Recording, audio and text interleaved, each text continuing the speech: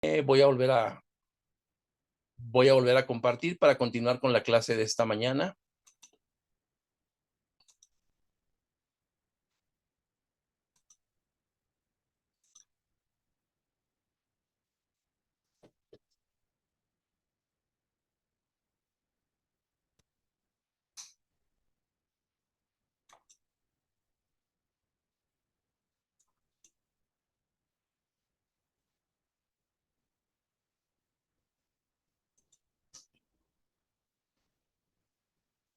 Y bien, pues nos quedamos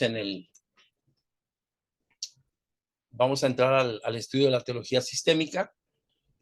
Como mencionábamos hace un momento, la teología sistémica es la teología que estudia la revelación como un todo, como un organismo completo en el cual todas sus partes están sistemáticamente relacionadas con lo que conocemos a Dios y con las relaciones entre Dios y el universo, ¿no? Y bien, vamos a ver la siguiente diapositiva que tiene que ver con la teología sistémica. La teología sistémica estudia la revelación como un todo, como un organismo completo, ¿no? Viendo como este librero. Toma los materiales de otras teologías, es decir, no es en sí misma una sola rama, sino toma teología fundamental, teología práctica, teología pastoral, teología histórica, todas y cada una de las diferentes ramas, y luego organiza lógica y sistemáticamente los temas de las Sagradas Escrituras. Y para esto quiero presentarles un video para tener una mayor y mejor comprensión de esto. Permítanme un momento.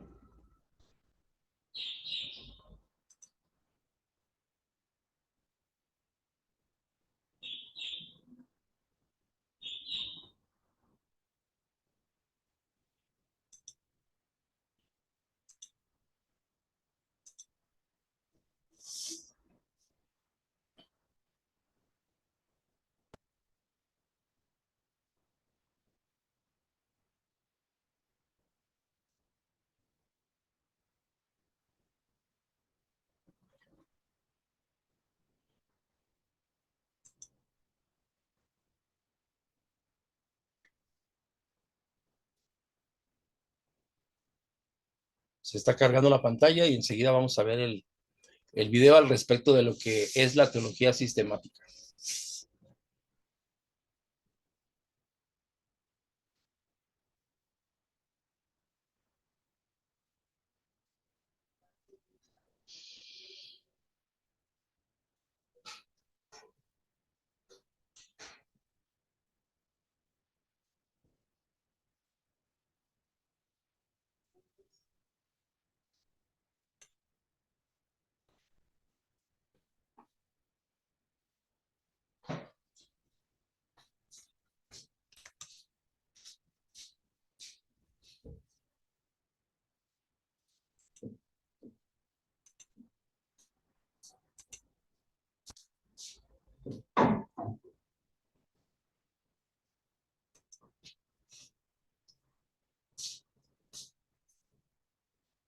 A través del chat me pueden comentar si se está oyendo también, por favor.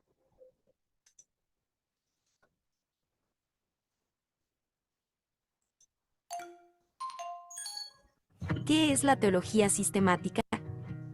A continuación, vamos a responder esta pregunta. Puedes descubrir más respuestas en nuestro sitio web. Sistemático se refiere a algo que es puesto bajo un sistema. Teología sistemática es, por lo tanto, la división de la teología en sistemas que explican sus diversas áreas. Por ejemplo, muchos libros de la Biblia dan información acerca de los ángeles. Ningún libro brinda toda la información acerca de los ángeles. La teología sistemática toma toda la información sobre los ángeles de todos los libros de la Biblia y la organiza dentro de un sistema llamado angelología. La teología propiamente dicha o la paterología es el estudio de Dios el Padre. La cristología es el estudio de Dios el Hijo, el Señor Jesucristo. La neumatología es el estudio de Dios el Espíritu Santo. Bibliología es el estudio de la Biblia. Soteriología es el estudio de la salvación. Eclesiología es el estudio de la Iglesia. Escatología es el estudio del fin de los tiempos. Demonología cristiana es el estudio de los demonios desde una perspectiva cristiana. Antropología cristiana es el estudio de la humanidad. Amarteología es el estudio del pecado. La teología sistemática es una herramienta importante para ayudarnos a entender y enseñar la Biblia de una manera organizada. Además de la teología sistemática, hay otras maneras de dividir la teología. La teología bíblica es el estudio de cierto libro o libros de la Biblia, enfatizando los diferentes aspectos de la teología en la que se enfoca. La teología histórica es el estudio de doctrinas y cómo éstas se han desarrollado a través de los siglos de la Iglesia cristiana. La teología dogmática es un estudio de las doctrinas de ciertos grupos cristianos que tienen doctrina sistematizada. Por ejemplo, la teología calvinista y la teología dispensacional. La teología contemporánea es el estudio de doctrinas que se han desarrollado o que han captado la atención en tiempos recientes. No importa qué método de teología se estudie, lo importante es que se estudie la teología. En nuestro sitio web podrás encontrar respuestas más completas a esta y muchas otras preguntas.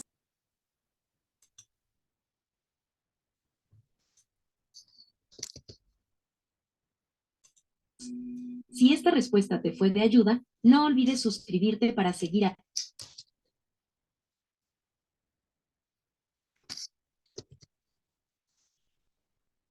Bien, pues como nos pudimos dar cuenta, la teología propiamente dicha es el estudio de el todo desde sus partes, es decir, la teología sistemática toma cada una de las diferentes partes de las que se habla en la Biblia. Por ejemplo, lo mirábamos en el video, habla de la angeliología, toma todas las partes que habla de la angeliología y las unifica para su estudio. Toma todas y cada una de las partes de la neumatología para su estudio. Toma todas y cada una de las partes de la amartología, que es pecado, o sea, que es el estudio del pecado o la caída del hombre, las estratifica, las sistematiza y las estudia. No sé si hasta aquí haya alguna pregunta que hacer para poder continuar, hermanos.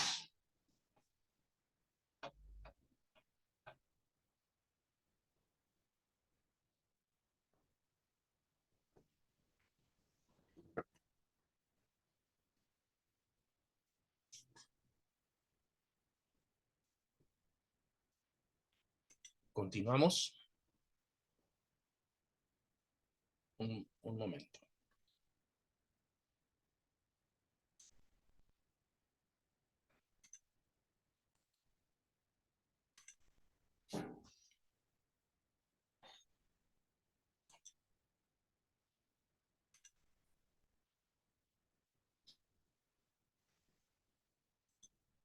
Gracias, hermana Irma, por su respuesta. Abro la presentación y continuamos. Permítanme un momento.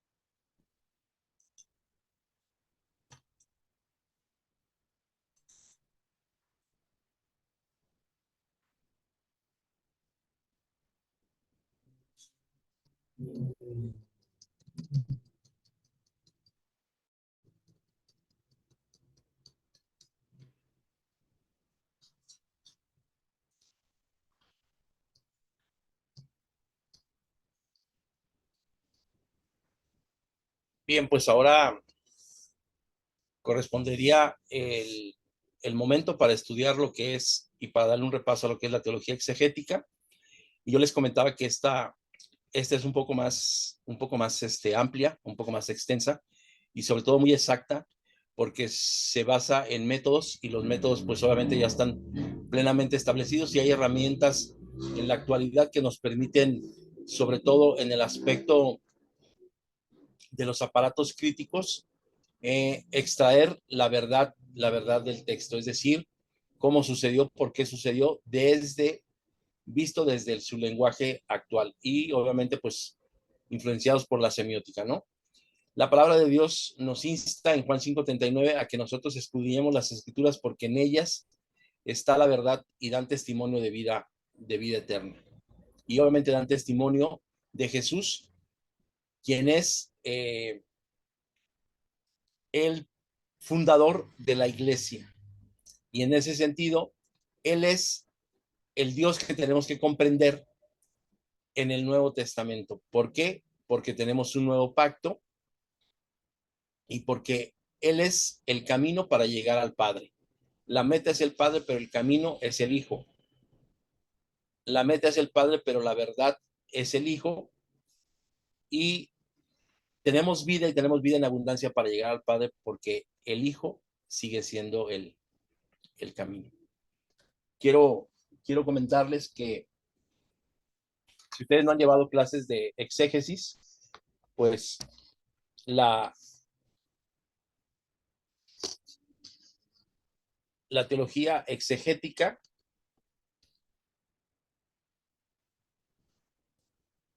es importante, pues establece la verdad divina extrayéndola de la revelación escrita y se basa en lo siguiente. Se llevan a cabo varios métodos para poder estudiar esta materia que tiene que ver con la crítica textual y para eso se utilizan dos aparatos críticos. Uno que es el Alan SLE 28. Posteriormente se lo voy a pasar al hermano Abraham para que ustedes lo puedan tener. Lo puedan tener como una consulta, ¿no? Porque ya en exégesis ustedes tendrán una clase específica para cómo utilizar esta herramienta y también la Biblia hebraica. ¿Por qué? Porque nosotros al conocer el texto en hebreo o en arameo o en griego, es más fácil tener una mejor traducción de lo que se está diciendo, ¿no? Posteriormente se utiliza la filología, es decir, el análisis léxico, en términos y conceptos, la gramática y la sintaxis, el origen y la evolución de los conceptos, etimológicamente. Ese es el trabajo de la filología basado en los idiomas, ¿no? La crítica literaria, es decir, saber qué tipo de género literario se está utilizando para decir el texto que se dijo. Y lo vuelvo a repetir, la palabra de Dios utiliza diferentes géneros literarios, ¿no? El histórico, el profético, y ese puede ser narrado en prosa o puede ser narrado en forma de poema, ¿no? El libro de Job, una gran parte del libro de Job es un poema. Muchos de los salmos son canciones o son himnos o son odas. Algunos también son poemas. El Cantar de los Cantares también es un poema y algunos son históricos y otros son, como les decía, un nuevo género literario que es el Evangelio. El Evangelio es un género literario que no se tiene en ningún otro libro, salvo en las Escrituras. Se basa de la historia de las formas, se basa en la historia de las tradiciones, se basa en la historia de la redacción y también se hace una lectura sociopolítica.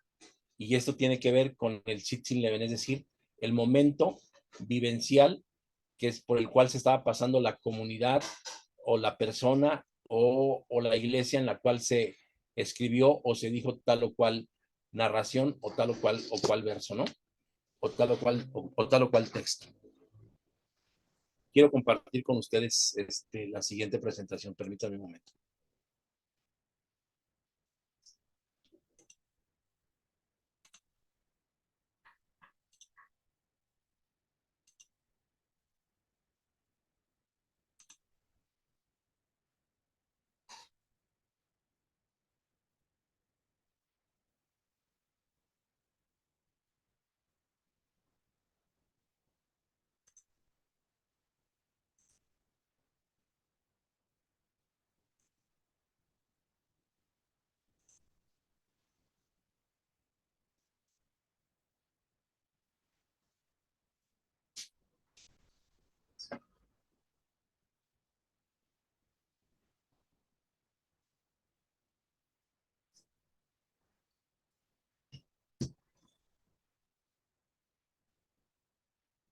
Se está cargando la página y enseguida hacemos la presentación.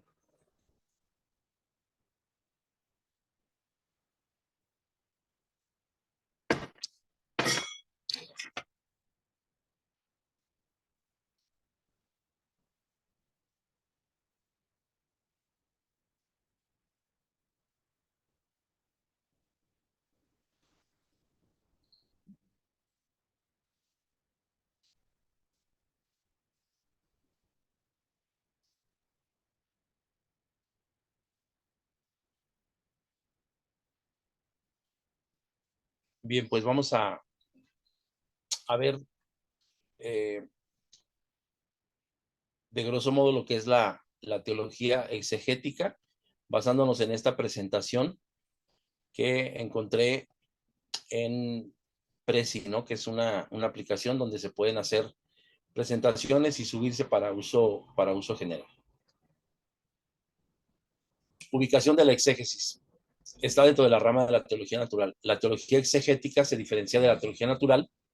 El objeto de la teología natural es lo que Dios ha revelado acerca de sí mismo y de cosas en relación con él, pero fuera de las escrituras, es decir, a partir de su obra creativa.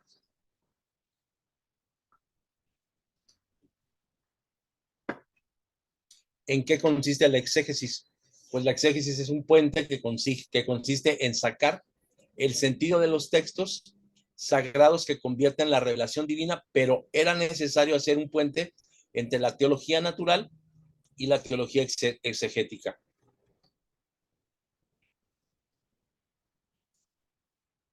Sacar el mensaje del texto. El método de la teología exegética consiste en estudiar los autores por sí solos, luego los textos de sus autores, luego los pasajes de esos textos, los versículos de esos pasajes, las palabras claves de esos versículos y, si es necesario, la raíz de esas palabras claves. Ese es el enfoque típico de un estudio exegético. Exégesis quiere decir sacar el mensaje del texto. Y aquí hay una máxima, ¿no? No se puede escribir lo que uno piensa o lo que otros piensan, sino lo que dice el texto.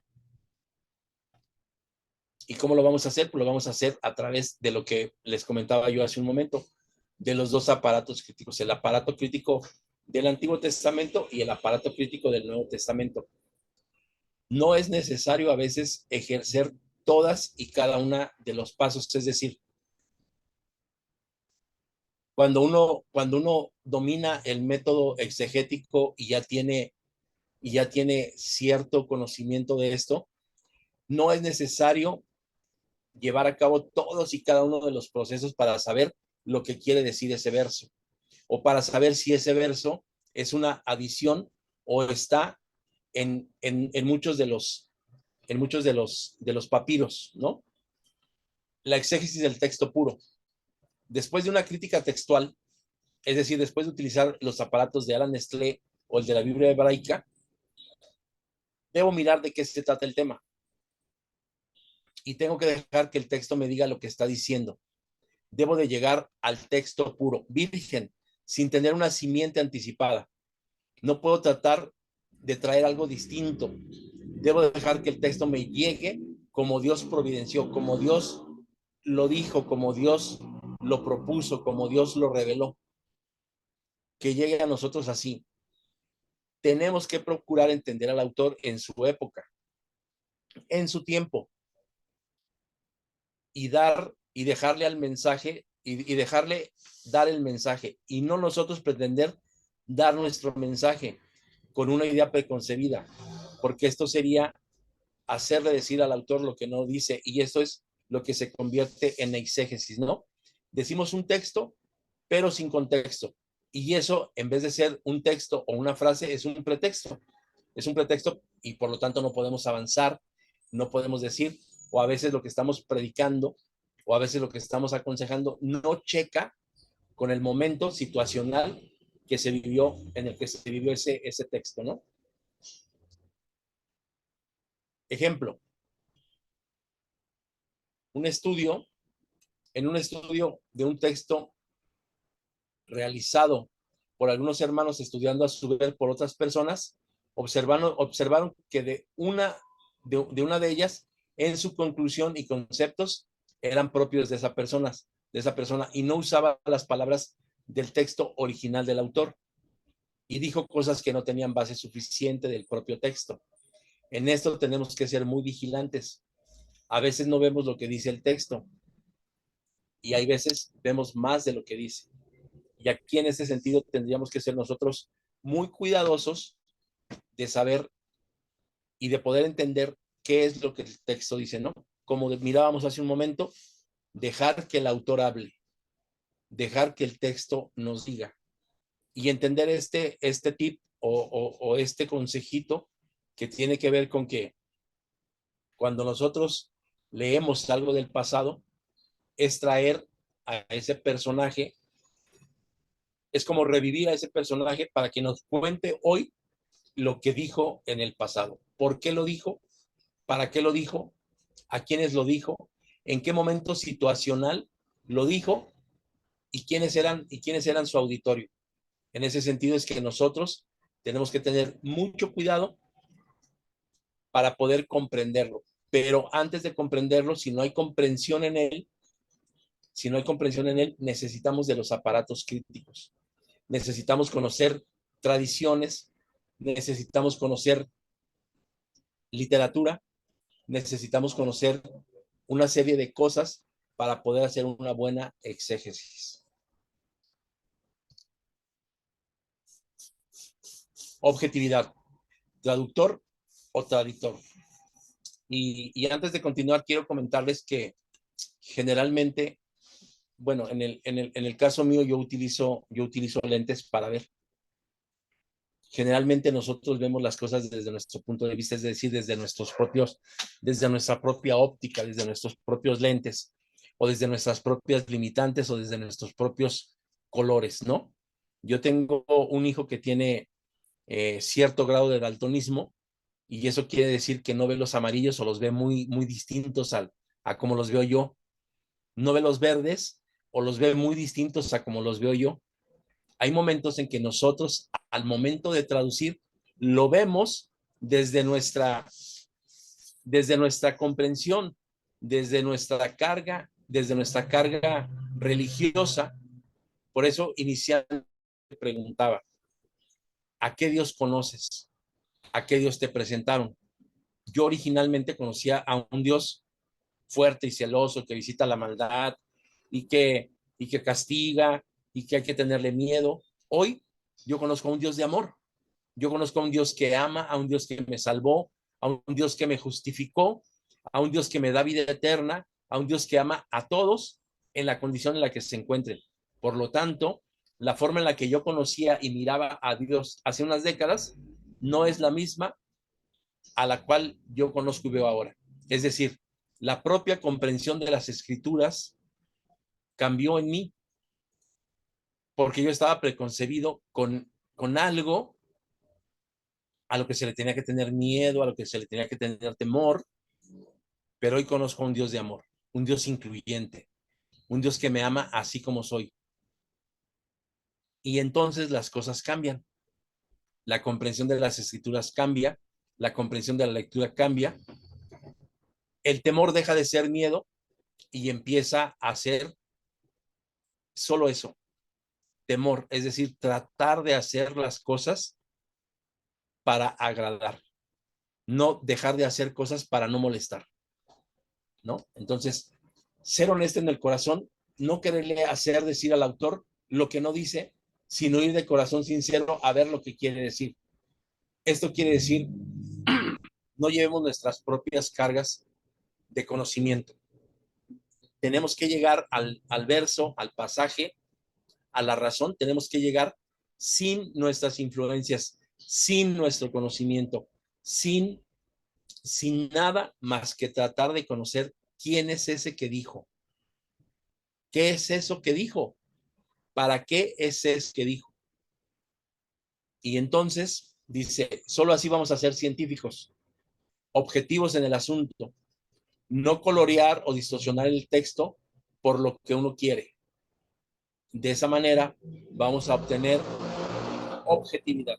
vamos a obtener certeza y vamos a ser unos buenos científicos. Les comentaba yo que esta parte de la teología es muy exacta, es muy científica, ¿no? Una cosa quiere decir científico porque se lleva un método y este método, pues obviamente es un método que nos va a llevar a la verdad escrita, a la verdad que se va a traducir, no que está influenciada por una tradición. El primer requisito es, pues, dejarle hablar al texto, venir al texto con honestidad, dar lo que él dicta, así no concuerde con mis ideas preconcebidas. ¿Sí te das cuenta en eso?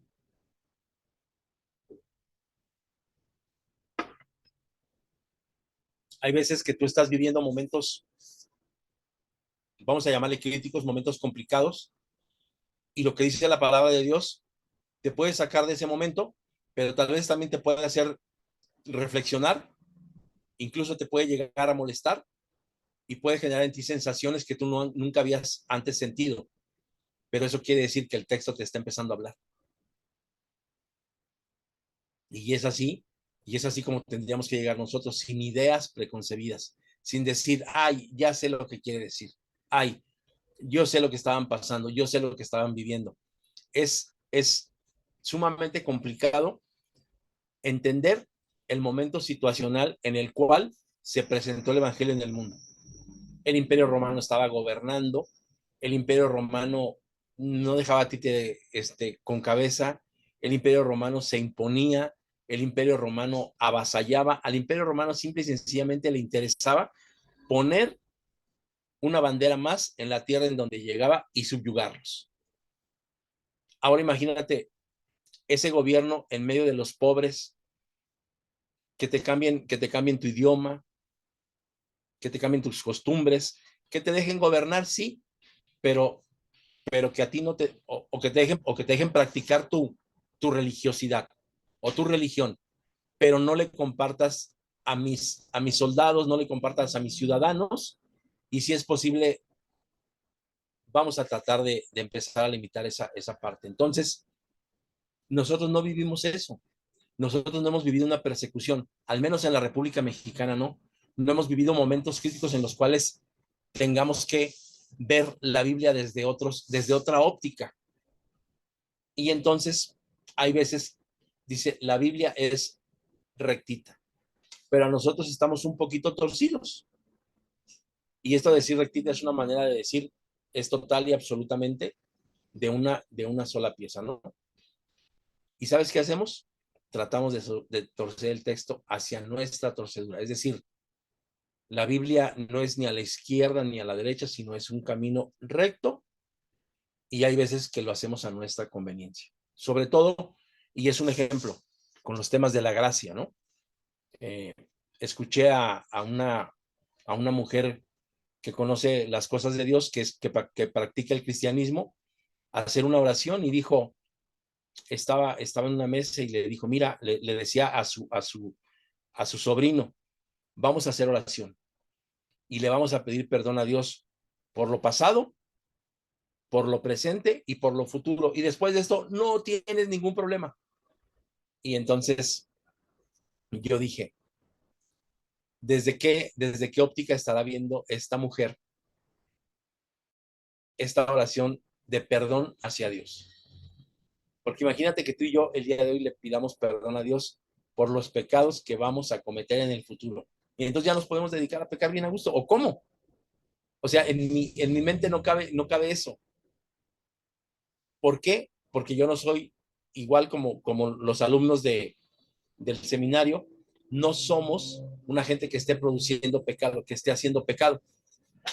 Entonces, yo no pude concebir esa oración como, ni siquiera como válida, como haber sido escuchada.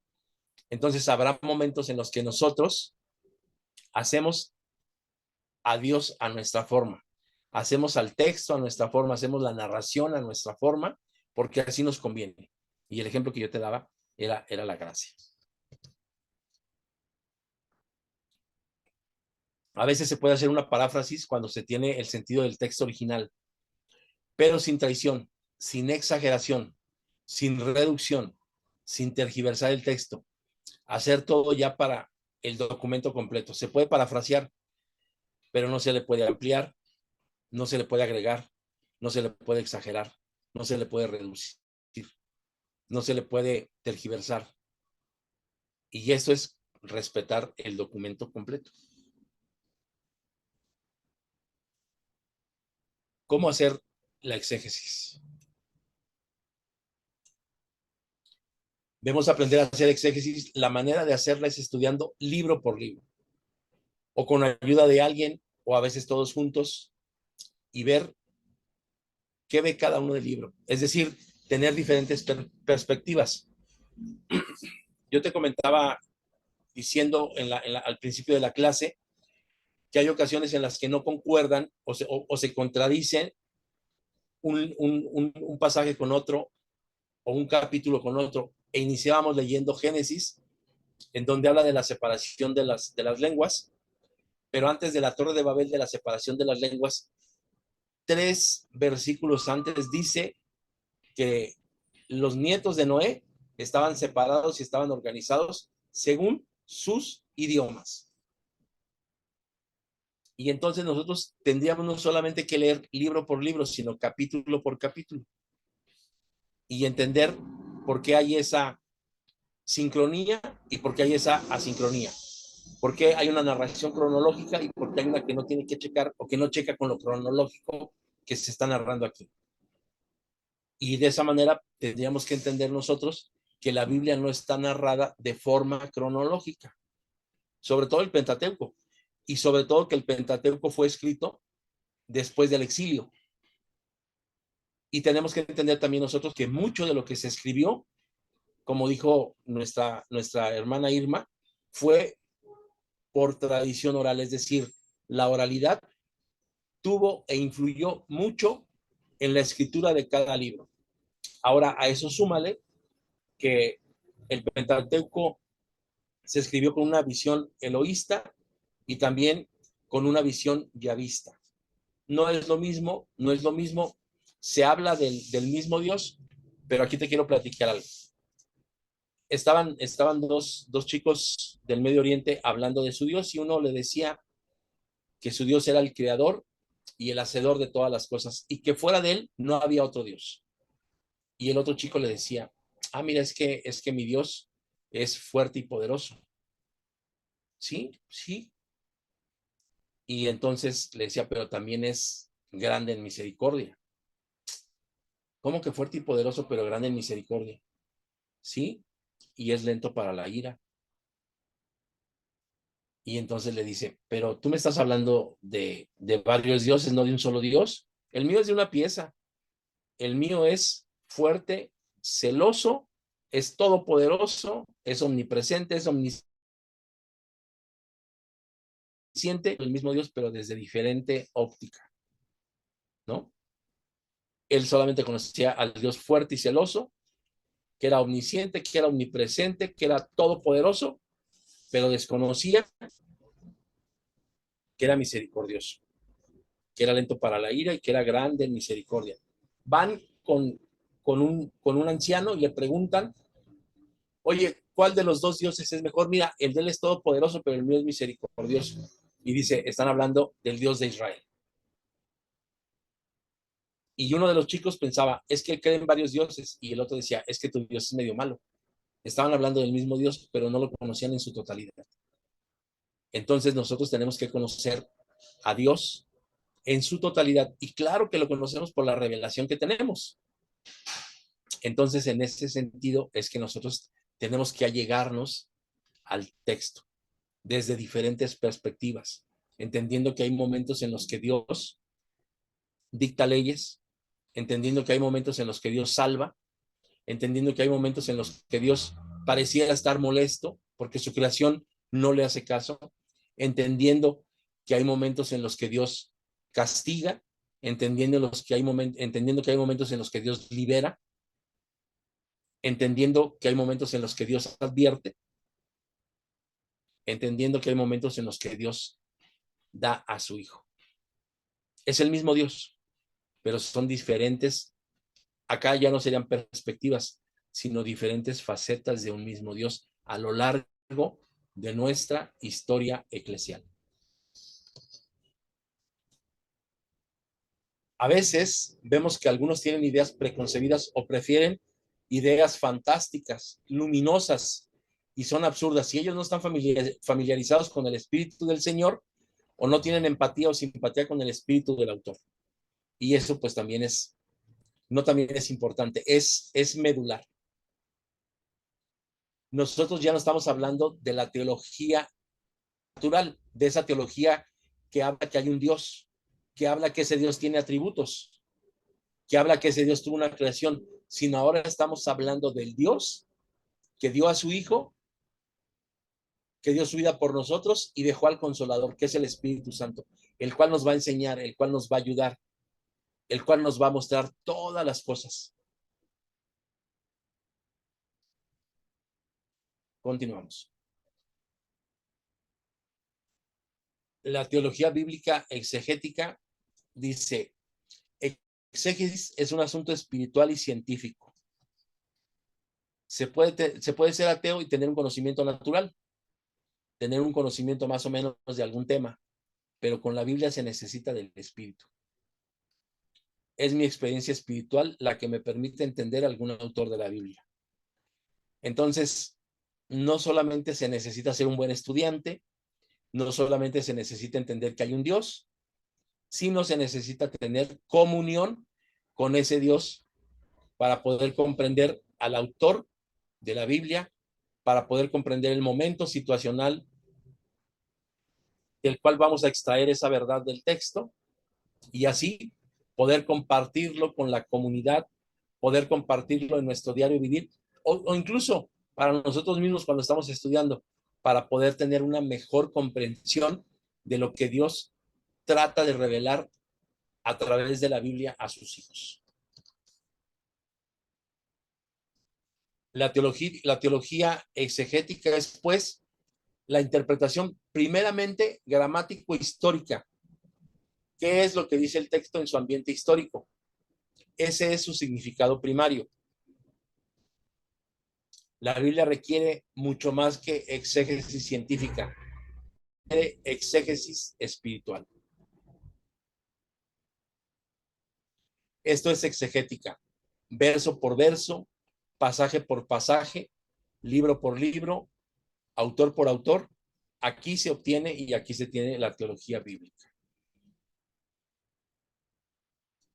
Bien, voy a dejar de compartir.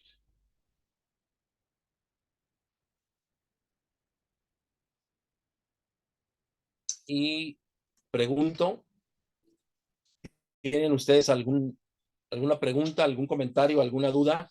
Algo que podamos aclarar, adicionar, ampliar en la clase de esta mañana. Lo pueden hacer abriendo sus micrófonos y participando, hermanos.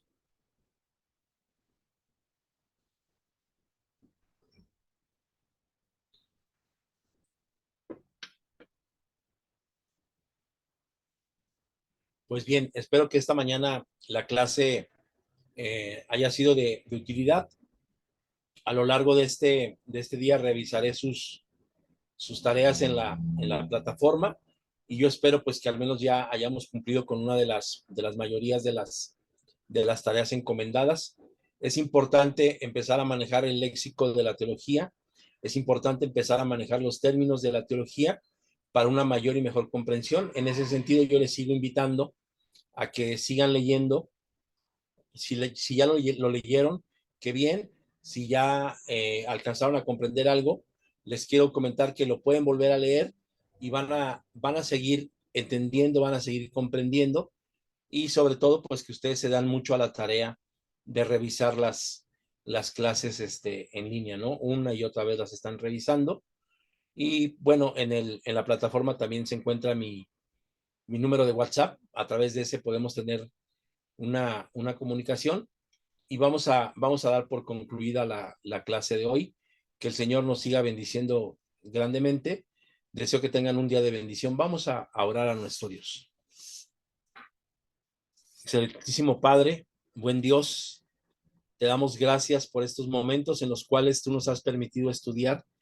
Gracias, Señor, por estos avances tecnológicos en los cuales tú nos permites estar en una parte del mundo y los alumnos en otra, en los cuales tú permites que a través de una pantalla podamos estar unidos. Gracias, Señor, porque ahora esta herramienta también es de utilidad para aprender y para comprender tu palabra. Bendice a los alumnos del seminario en la iglesia de Argentina. Bendice a sus maestros, bendice al director, bendice a sus pastores y permite que este día, Señor, pueda ser un día de bendición para todos ellos. Estamos en tus manos, en el precioso nombre de Cristo Jesús. Está con nosotros, Señor. Amén. Pues que el Señor nos bendiga y pasa a ustedes, hermanos.